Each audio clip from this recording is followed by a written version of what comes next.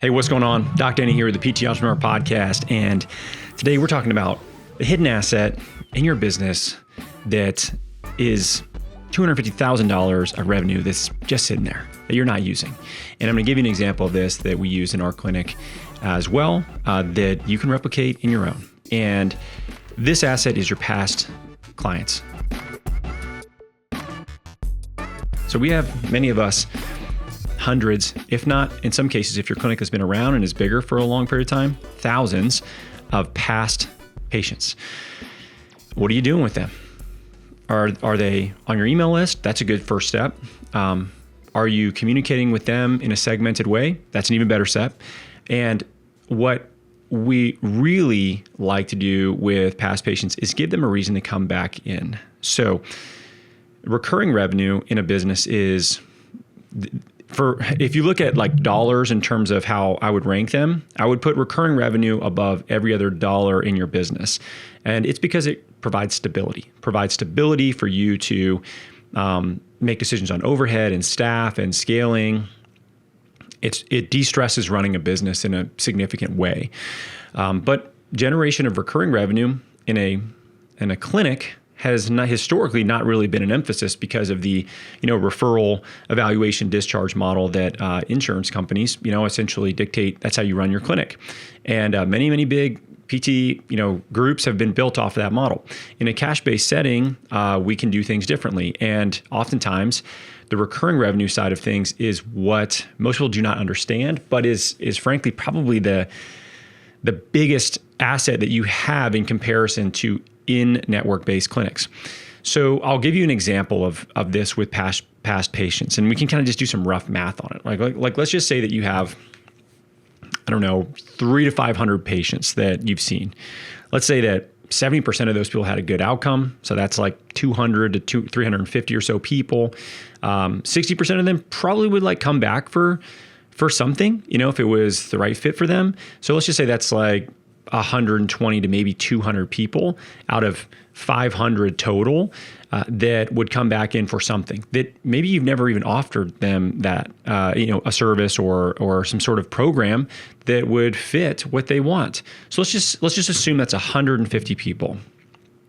Now with Athletes Potential, as an example, the number of people that have been seen at that clinic over the last 11 years is in the thousands of people range, right? So it's a much bigger past patient list. But when we decided that we wanted to stand up a small group training program where we basically, it's small groups of 5-6 people with a provider. It's very similar to like a bridge program like I would run when I was in the military. So we're doing a lot of, it's strength and conditioning, but it's also a lot of movement prep training. It's definitely not like extreme, functional fitness training or anything like that. It's very targeted, it's very specific, and the population would be considered like a special population for personal trainers or in groups. It'd be hard to work with in a group class, actually. But they find a perfect fit with us because we have built trust with them. They, they know that the providers that are running the actual training can make modifications, and they understand their background. It's a small enough group that we know everybody, but yet misery loves company, so it's a great way for them to train together. And it's only a couple of days a week. It's the minimum effective dose is kind of what we're going for. But when we wanted to test this out, we wanted to build this program up.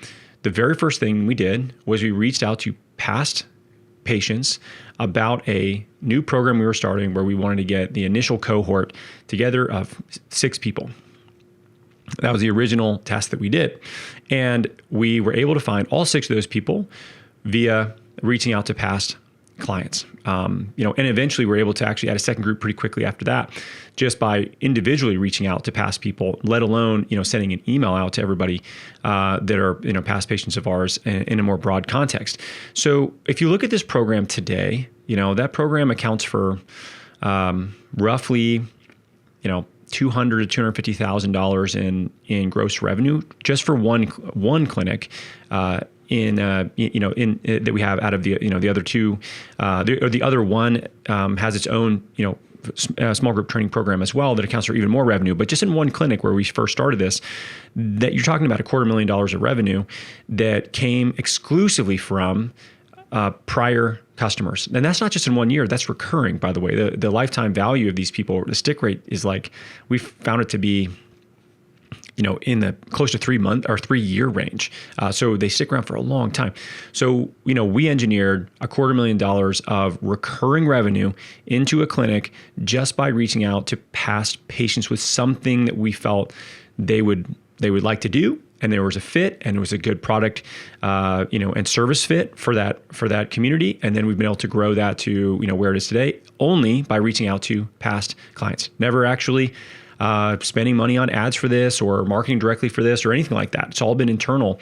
And the only reason it's not bigger is we don't have the space to have more people and to have a bigger, number of groups we're working with. So looking at this, you should really be asking yourself, when is the last time that you offered your past patients and clients something to come back in for? When is the last time you tested something that they might be interested in? When's the last time you had a conversation with people about what things don't we offer that you think are valuable that we could, that maybe match our skill set? So this is conversations you can have with clients that you have a good working relationship with. In particular, I always love to ask my clients that owned businesses. They tend to be pretty savvy about sales, marketing, fulfillment, and they understand your business. They typically really like you because you've helped them get over an injury, and there's a lot of reciprocity that people feel with that, even if they paid for it. So you can always ask people that you think have sort of maybe a better understanding of business, what it is that they value, or just people you have the most comfortable relationship with. And they probably give you a lot of great information about what you might be able to do. But just remember, you probably have literally hundreds, if not thousands of people that you have had a great outcome with, and help them get back to something that's very meaningful to them.